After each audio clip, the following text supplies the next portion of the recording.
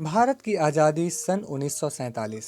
दोस्तों, भारतीय इतिहास में यह एक ऐसा काल था जब भारत एक ओर खुशी का माहौल मना रहा था, खुशी का जश्न मना रहा था। तो वहीं दूसरी ओर हम बात करें तो भारत एक ऐसा समय से गुजर रहा था जहां पर भारत के सामने काफ़ी बड़ी बड़ी चुनौतियां थी, काफ़ी बड़ी बड़ी समस्याएं थी।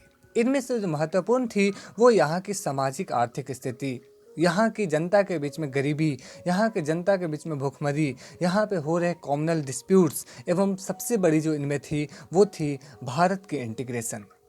पुनः भारत को एकत्रित कर एक अखंड भारत के निर्माण कैसे किया जाए, ये हमारे लीडर्स के सामने, हमारे भारत के नेताओं के सामने, सरदार वल्लभ भाई पटेल के सामने एक बड़ी चुनौती थी। दोस्तों, आज हम लोग इसी संदर्भ में बात करेंगे कि भारत में जो integration of the princely states उसके क्या मतलब थे, भारत में ब्रिटिश इंडिया प्रोविंस उसके क्या मतलब थे, इनकी संख्याएं कितनी थी और उनके इंटीग्रेशन में क्या चैलेंजेस आ रही थी, क्या प्रॉब्लम्स आ रही थी।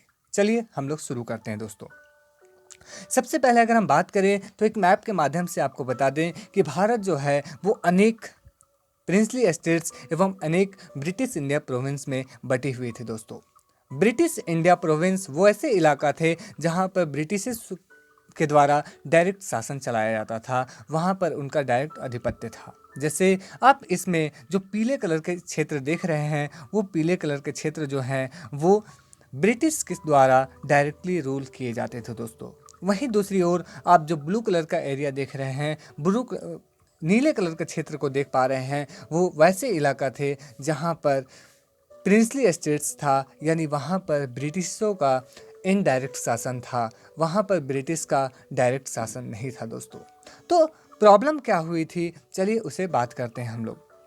हम लोग अगर बात करें तो इंट्रोडक्शन में तो अभी मैंने इतनी सारी बात बताई, अगर उसी की बात करें हम तो देखते हैं हम कि ब्रिटिश इंडिया प्रोविंस थी वो वैसे इलाका थे जहाँ पर ब्रिटिशर्सों के द्वारा डायरेक्टली शासन चलाए जाते थे, एवं वहाँ पर उनकी जो संख्या थी वो टोटल 17 थे। दोस्तों, यानी भारत में ब्रिटिश इंडिया प्रोविंस टोटल 17 थे, 17 थे।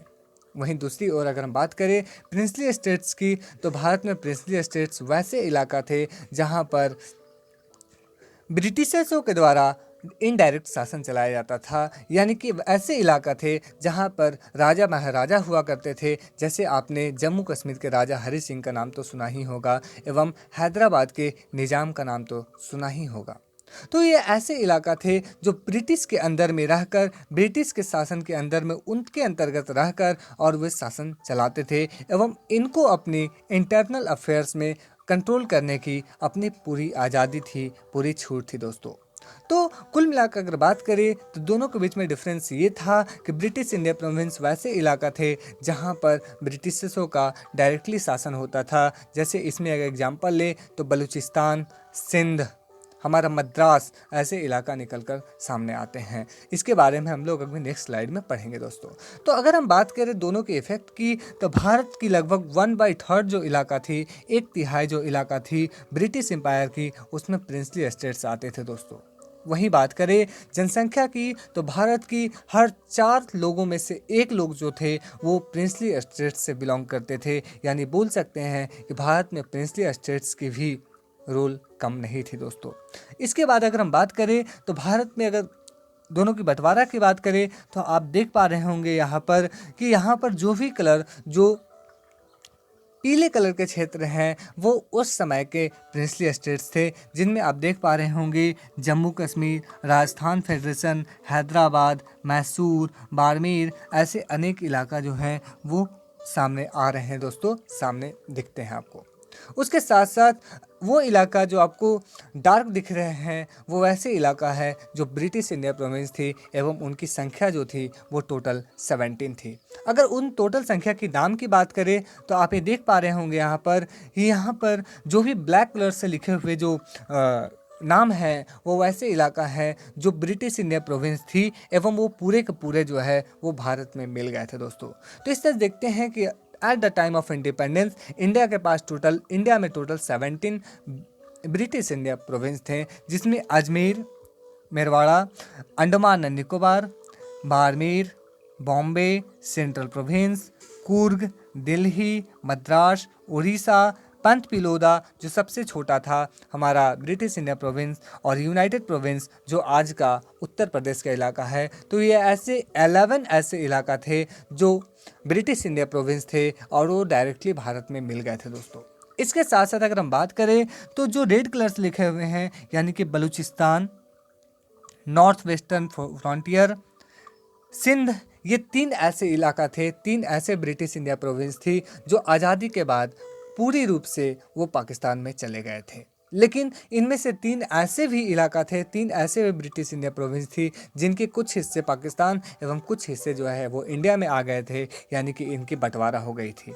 तो अगर हम उनकी बात करें तो उनमें आप देख पा रहे होंगे जो ग्रीन कलर्स लिखे हुए हैं यानी कि आसाम, बंगाल और पंजाब ऐसे इलाका थे जिनकी पार्टीशन की गई थी, जिनको बांट दी गई थी। दोस्तों आप यहाँ पर कुछ स्टिकर्स देख रहे होंगे, कुछ डाक टिकट देख रहे होंगे। ये डाक टिकट जो है वो ब्रिटिश इंडिया प्रोविंस की जो डिफरेंट राजघरानाएं हुआ करती थी, जो उनकी अपनी इंटरनल शासनकाल होती थी, शासन व्यवस्था होती थी, उसी से संबंधित ये सारी डाक टिकट है।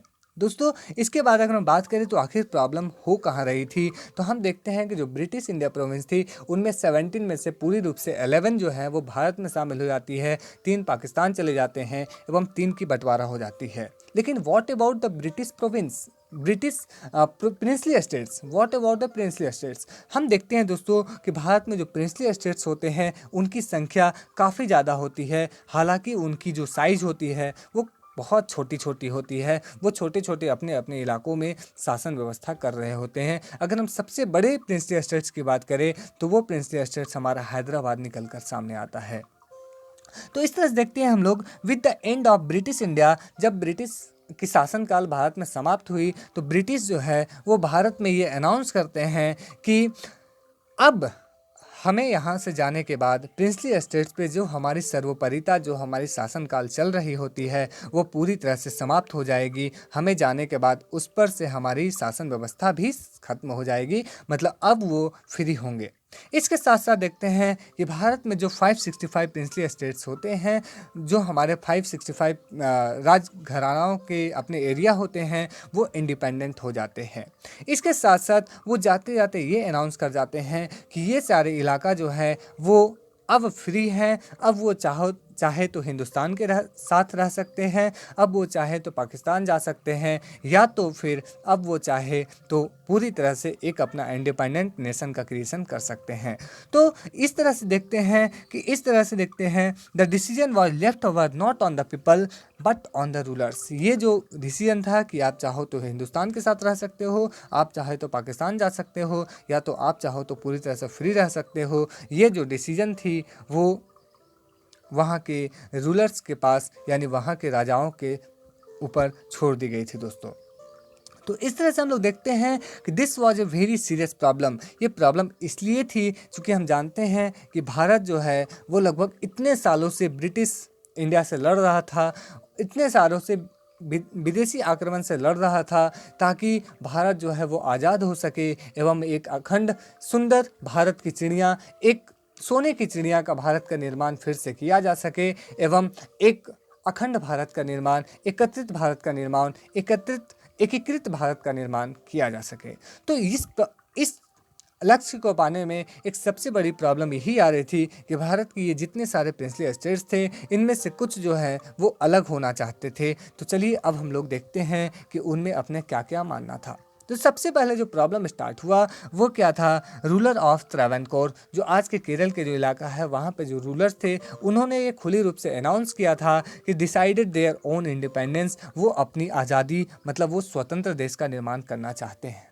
इसके साथ साथ हम देखते हैं Nizam of Hyderabad made a similar statement next day. जो निज़ाम ऑफ हैदराबाद जो थे, जो काफ़ी रिच थे, जो काफ़ी धनी मनी थे, शायद वो उस समय वर्ल्ड के धनी मनी लोगों में से एक थे, तो वो जो है वो अपना एक इंडिपेंडेंट स्टेट के क्रिएशन की बात करते हैं। इसके साथ साथ देखते हैं जो नवाब ऑफ भोपाल होते हैं वो भी भारत की कॉन्स्टिट्यूएंट असेंबली में शामिल होने से मना कर देते हैं। तो ये सब हो क्या रहा था, this all statement seems that after independence India again going to divided into several pieces. ये भारत को एक धक्का था, भारत के नेताओं को, भारत की आज़ादी के लिए शहीद हुए जितने सारे नेताएं थी, जितने सारे हमारे सैनिक थे, जितने सारे हमारे क्रांतिकारी थे, उनके लिए एक चोट थी, क्योंकि एक जो उनके अंदर एक मन में भावना थी कि हम आज़ाद होंगे, हम अखंड भारत का निर्माण करेंगे एवं एक सुंदर भारत का निर्माण करेंगे। और उस पर ये जो इन छोटे छोटे जो प्रोविंस थे, ये छोटे छोटे जो राजघरानाएँ थे, जो अलग स्टेट के निर्माण कर रहे थे, अलग स्टेट के निर्माण की बात कर रहे थे, तो इस पे एक बड़ी चैलेंज थी दोस्तों। तो इस तरह देखते हैं, ये एक स्ट्रेंज सिचुएशन थी जब वो भारत के साथ मिलने से, इतने सालों से वो भारत के साथ जुड़कर रहे थे और अंत काल में वो भारत से अलग होने की बात कर रहे थे। देखते हैं, since the Indian independence was the aim at unity, self-determination and well as democracy. मतलब भारत में जो आज़ादी की लड़ाई चल रही थी वो डेमोक्रेसी के लिए चल रही थी, स्वराज के लिए चल रही थी, देश की यूनिटी के लिए चल रही थी, जिसमें ये जो प्रिंसली स्टेट्स जो थे वो अलग होने की बात फिर से कर रहे थे। तो इस तरह देखते हैं कि ये सारी जो प्रिंसली स्टेट थी, वहाँ पर कई जगहों पे डेमोक्रेटिक शासन व्यवस्था नहीं थी। वहाँ पे राजा महाराजा जो थे वो अपने मनमाने ढंग से शासन व्यवस्था करते थे। इसके साथ साथ जो प्रॉब्लम थी, वो अपने लोगों को डेमोक्रेटिक राइट्स देने के पक्ष में नहीं थे। तो इस तरह से देखते हैं दोस्तों, ये सारी इनिशियल जो चैलेंजेस थी वो भारत के सामने निकल कर सामने आई। और हम लोग को ये जानकर खुशी होती है कि लौह पुरुष कहे जाने वाले सरदार वल्लभ भाई पटेल, जो आज़ाद भारत के पहले डिप्टी प्राइम मिनिस्टर एवं पहले होम मिनिस्टर रहे थे, उन्होंने भारत को एकीकृत करने, भारत को अखंड भारत का निर्माण करने में वो सफल हुए थे दोस्तों। तो हम लोग अब नेक्स्ट वीडियो में बात करेंगे कि भारत में कैसे आखिर निज़ाम ऑफ हैदराबाद, यानी कि निज़ाम हैदराबाद को कैसे मिलाया गया था, जूनागढ़ को कैसे मिलाया गया था, एवं इसमें और बाकी सारी बातें कौन कौन थी, एवं चैलेंजेस को कैसे निपटाया गया था। उम्मीद है दोस्तों आपको ये सारी बातें समझ में आई होगी। अगर आपको ये सारी बातें समझ में आई तो लाइक, शेयर एंड सब्सक्राइब करना ना भूलें। अपने दोस्तों के साथ अवश्य शेयर करें। फिर मिलते हैं नेक्स्ट वीडियो में, तब तक के लिए धन्यवाद। जय हिंद।